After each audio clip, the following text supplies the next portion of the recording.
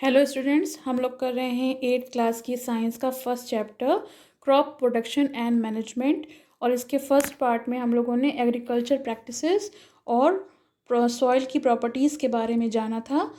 और इस पार्ट में हम देखेंगे कि एग्रीकल्चर इम्प्लीमेंट्स क्या होते हैं और सोइंग कैसे की जाती है, यानी बोया कैसे जाता है। चलिए तो स्टार्ट करते हैं। Agriculture implements. Before sowing the seeds, it is necessary to break soil clumps to get better yield. अच्छी उपजाऊ और अच्छी खेती के लिए बहुत ज़रूरी है कि बीज बोने से पहले कि जो सॉइल में बड़े बड़े ढेले होते हैं मिट्टी के, उनको तोड़कर बारीक कर दिया जाए, महीन कर दिया जाए, जिससे रूट्स जो हैं वो अंदर तक पेनिट्रेट यानी अंदर तक घुस सकें। This is done with the help of various tools. और इसको करने के लिए हमें बहुत सारे औज़ारों की, विभिन्न प्रकार के औज़ारों की आवश्यकता होती है। The main tools used for this purpose are the plough, hoe and cultivator. ये तीन जो औज़ार हैं ये मेनली किसान के द्वारा कॉमनली यूज़ करे जाते हैं। प्लो तो हल हो गया, होए जो होता है वो कुदाली होती है, अभी उसके बारे में मैं आगे बताऊंगी। और कल्टीवेटर्स मशीन्स जो हैं वो मॉडिफाई हो गई हैं, जिससे काम इजी हो गया है, तो उन्हें हम कल्टीवेटर्स कहते हैं। पहला है plough. This is being used since ancient time for tilling the soil.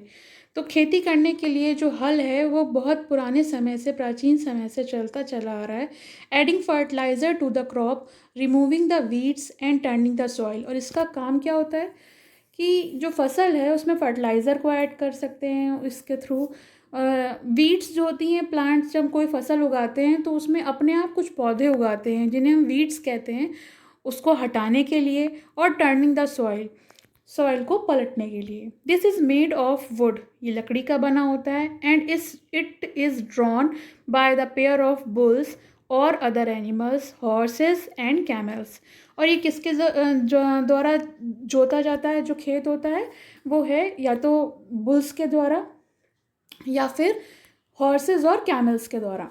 It contain a strong triangular iron strip called प्लोशेयर।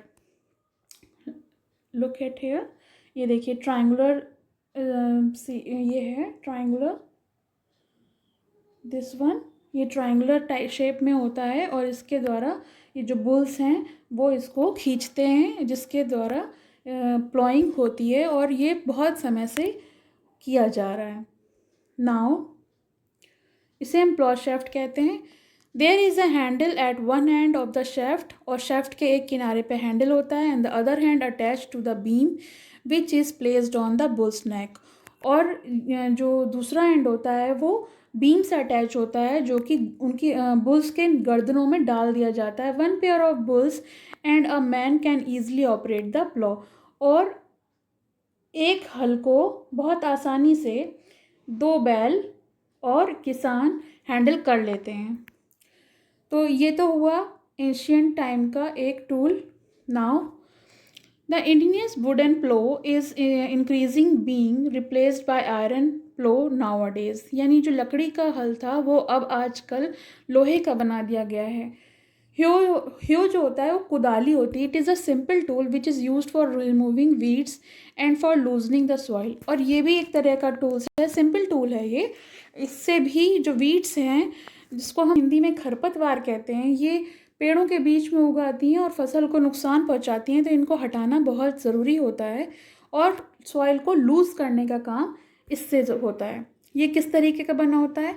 It has a long rod of would और आयरन। इसमें बहुत लंबी रॉड होती है, या तो वो लकड़ी की होती है या फिर वो आयरन की होती है। A strong broad and bent plate of iron. एक बहुत चौड़ी, मजबूत और मुड़ी हुई प्लेट आयरन की जो होती है वो आगे की उसके एंड पर लगी होती है। And it works like a blade. और ये एक ब्लेड का काम करता है। It is pulled bye animal, और ये किसी भी जानवर द्वारा खींचा जाता है। ये देखिए होय में ब्लेड लगा हुआ है, ये देखिए। तो ये शार्प ब्लेड होता है जो मिट्टी को खोदने का काम आसानी से कर सकता है। कल्टीवेटर। नेक्स्ट टॉपिक है हमारा cultivator. Now a days ploughing is done by tractor और ड्राइवन कल्टीवेटर। तो आपने ट्रैक्टर देखे होंगे, तो आजकल के समय में ट्रैक्टर के थ्रू आगे उसमें मशीन टाइप की फिट होती है और उसके थ्रू कल्टीवेशन है वो बहुत ईजिली हो जाता है, जिससे लेबर और टाइम दोनों की बचत होती है। ये देखिए cultivator driven by the tractor, this one, या फिगर देख सकते हो। इसमें एक ड्राइवर है जो ट्रैक्टर से कल्टीवेशन कर रहा है। और ये देखिए पीछे इसमें ब्लेड्स लगे हैं, शार्प ब्लेड्स, जिसके थ्रू आसानी से ट्रैक्टर को ये मूव करेगा और पूरे फील्ड में खेती आराम से हो जाएगी। Sowing. Sowing is an important part of crop production. बुआई जो होती है वो क्रॉप प्रोडक्शन के लिए बहुत महत्वपूर्ण है। भाई जब हम अच्छे से बोएंगे तभी तो पेड़ अच्छे से निकलेंगे। Before sowing good quality clean and healthy seeds of good variety are selected. इसके लिए हमें अच्छे बीजों का चुनाव करना बहुत आवश्यक है। Farmer prefer to use seed which give high yield. Farmer उन्हीं सीड्स को चुनना पसंद करते हैं जो अच्छी और अधिक मात्रा में खेती दे। Selection of seed. Are there seeds which float on water? Would those be lighter or heavier than those which sink? Why would they be lighter? Damaged seed become hollow and thus lighter. Therefore they float on water. आप कुछ गेहूं के बीजों को लीजिए और उनको पानी में डाल दीजिए। थोड़ी देर बाद आप महसूस करेंगे कि कुछ बीज जो हैं वो तैरकर ऊपर आ गए और कुछ जो गेहूं के बीज हैं वो बैठ गए हैं, उसके तल पर बैठ गए हैं। तो ऐसा क्यों हुआ?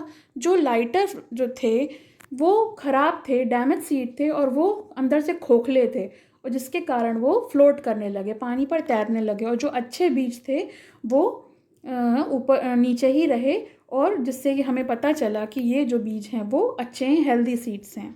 This is a good method. ये बहुत अच्छा तरीका है अच्छे बीजों को अलग करने का खराब बीजों से। Before sowing one of the important task is to know about the tools used for sowing seed. लेकिन ये एक बहुत इम्पॉर्टेंट टास्क है जिसको जानना ज़रूरी है कि बुआई से पहले कौन से बीज किस टूल्स के थ्रू बोने चाहिए। तो ट्रेडिशनल टूल्स के बारे में पढ़ेंगे। The tool use traditionally for sowing seed is shaped like a funnel. तो जो ट्रेडिशनल टूल्स होते थे पहले समय में, तो वो कुछ फनल शेप के होते थे, कुप्पी आकार के होते थे। The seeds are filled into the funnel. बीजों को उस कुप्पी नुमा फनल में डाल दिया जाता था और पास डाउन थ्रू 2 और 3 पाइप्स हैविंग शार्प एंड। और नीचे की तरफ शार्प एंड होता था, वो 2 से 3 पाइप्स के थ्रू अटैच होते थे और जिसके द्वारा वो मिट्टी में डाले जाते थे एंड 2-3 लाइन से उसको बोया जाता था। देखिए पिक में दिया होगा, इन द पिक देखिए फनल शेप है और फनल शेप में ऊपर से ये जो है ये हाथ से सीड डाल रहे हैं और ये मिट्टी में जा रहे हैं। तो ये तो हो गया traditional method of sowing. Now next topic is nowadays seed drill. Seed drill होती है, nowadays seed drill is use for sowing with the help of tractor. तो ये भी मैंने बताया, ट्रैक्टर में पीछे ये इस तरह का कुछ इम्प्लीमेंट लगा होता है, ये अभी मैंने आपको ट्रैक्टर में दिखाया था। This shows the seeds uniformly eight equal distance and depth. और जिसका फ़ायदा ये होता है कि ये इक्वल डिस्टेंस पे इवन तरीके से ये गहराई में सीड्स को बो देते हैं। It ensure that seed get covered by the soil after sowing. और ये बहुत ज़रूरी है कि जब किसी बीज को बोया जाए तो अच्छी तरह से उसके ऊपर मिट्टी कवर कर दी जाए। This protect seed from being eaten by birds. ये किस तरह से ये ज़रूरी क्यों है? क्योंकि कहीं ऐसा ना हो कि बीजों को चिड़ियाँ जो हैं वो खा जाएं, उससे खाने से बचाती है अगर सॉइल से आप ठीक से उसको कवर कर दो। Sowing by using a seed drill saving time and labour. अगर बुआई जो है सीड ड्रिल के थ्रू होती है तो टाइम और लेबर दोनों की बचत होती है।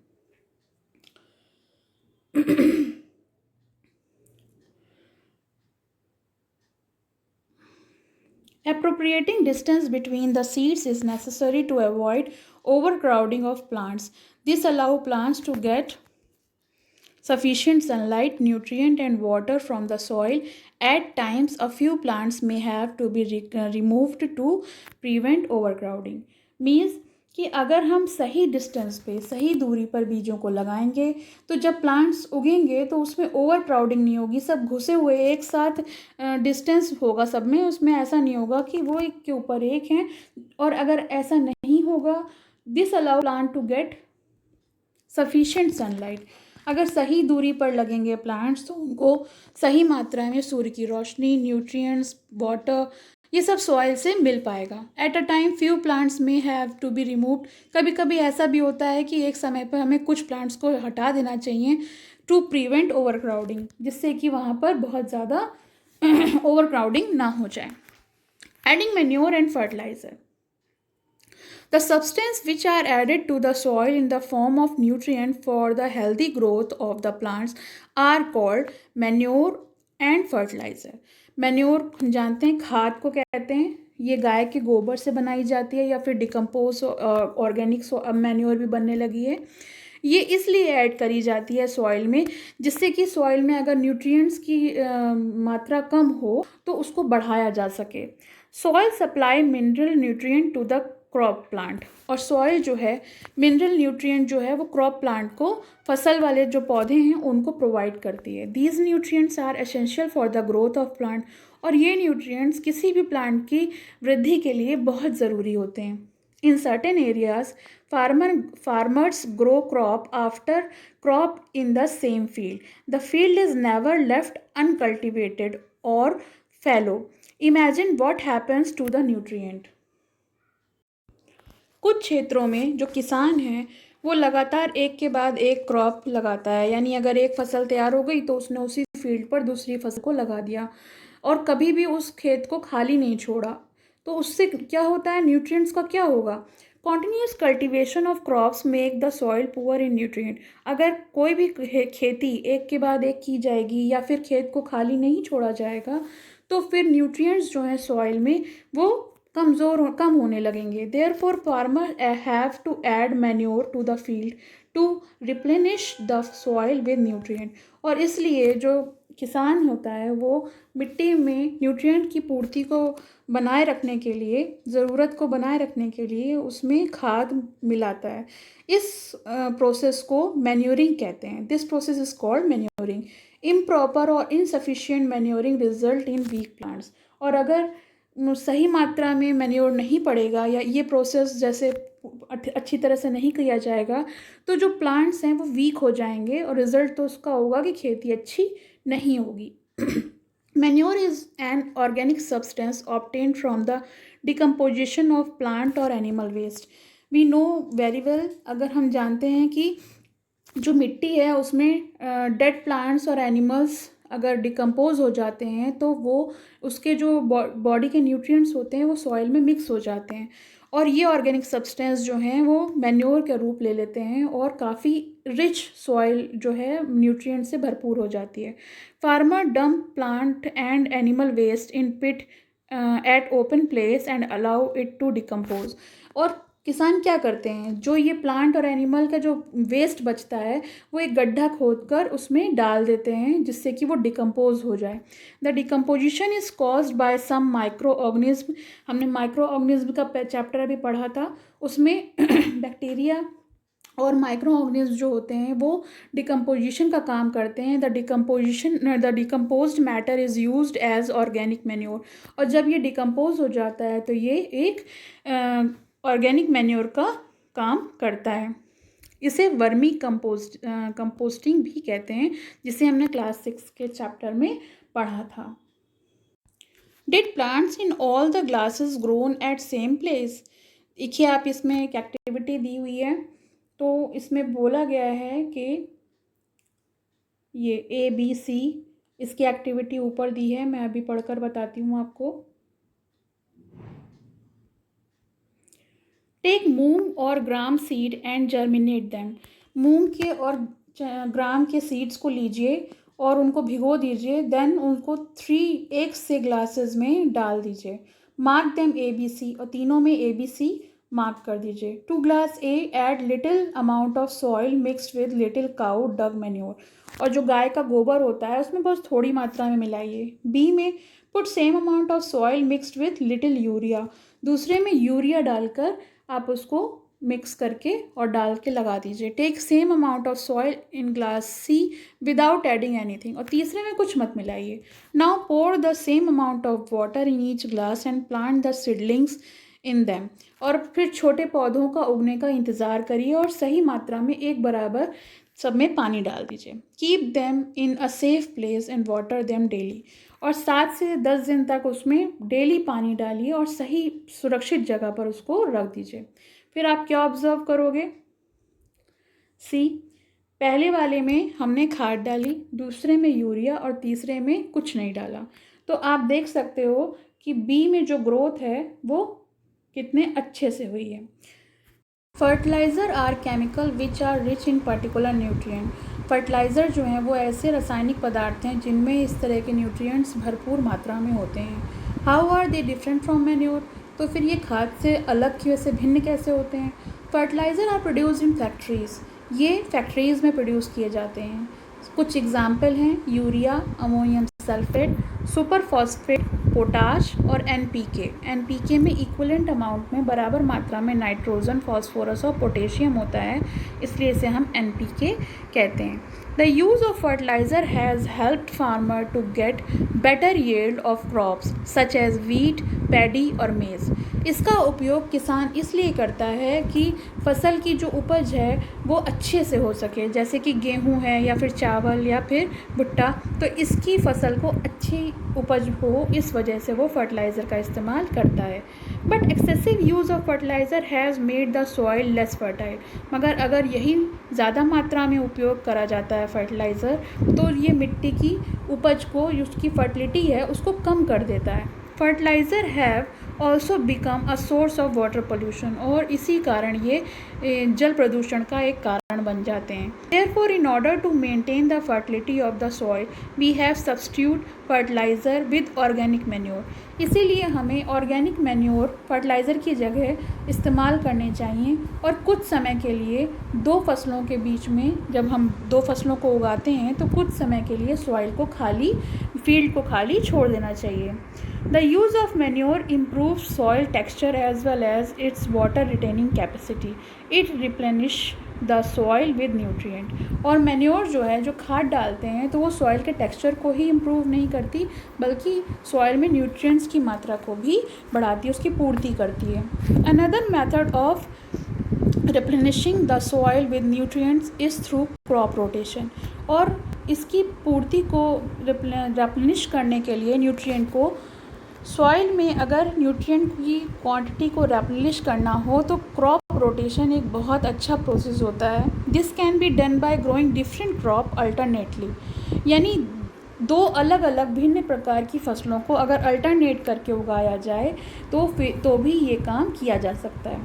Earlier, the farmers in northern India used to grow legumes as fodder in one season and wheat in the next season. Legumes मतलब दालें, तो ये जो लेग्यूमिनियस जो प्लांट्स होते हैं, जो लेग्यूम्स होते हैं, आप जानते हो वो नाइट्रोजन फिक्सेशन करते हैं सॉइल में, आपने लास्ट चैप्टर में पढ़ा होगा।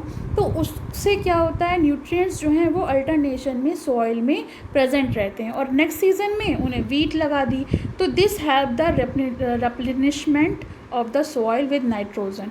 और ये क्या करता है, नाइट्रोजन में सॉइल का रिप्लेनिशमेंट करता है, जिससे जो नाइट्रोजन है सॉइल में वो बरकरार रहती है। Farmer are being encourage to adopt this practice, और इसीलिए किसानों को इस तरह की प्रैक्टिस के लिए प्रेरित किया जाता है, इनकरेज किया जाता है। In previous class you have learned about rhizobium bacteria.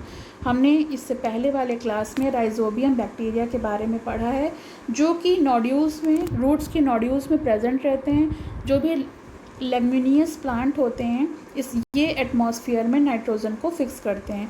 तो नाइट्रोजन फिक्सेशन का काम जो कौन करता है, राइजोबियम बैक्टीरिया, और ये लेग्यूमिनियस प्लांट में इसको फिक्स करता है, रूट्स में नोड्यूल्स प्रेजेंट होते हैं। इसको हम पढ़ चुके हैं। Now on next chapter, difference between fertiliser and manure.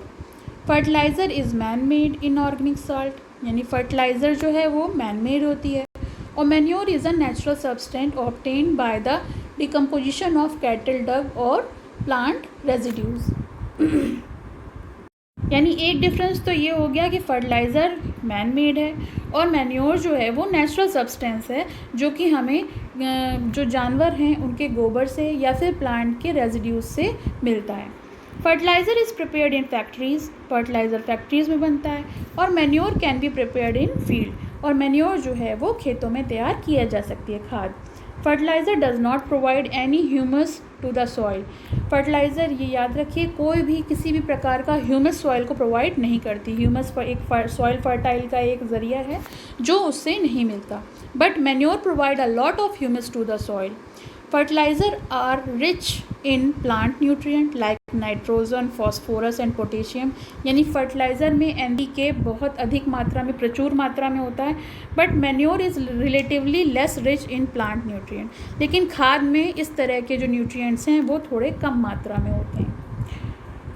Advantage of manure: the organic manure is considered better than fertiliser. This is because, यानी जो खाद है, मैन्योर है, वो नेचुरल ऑब्टेन तो होती ही है और ये ज़्यादा अच्छी मानी जाती है फर्टिलाइज़र से, because it enhance the water holding capacity of the soil.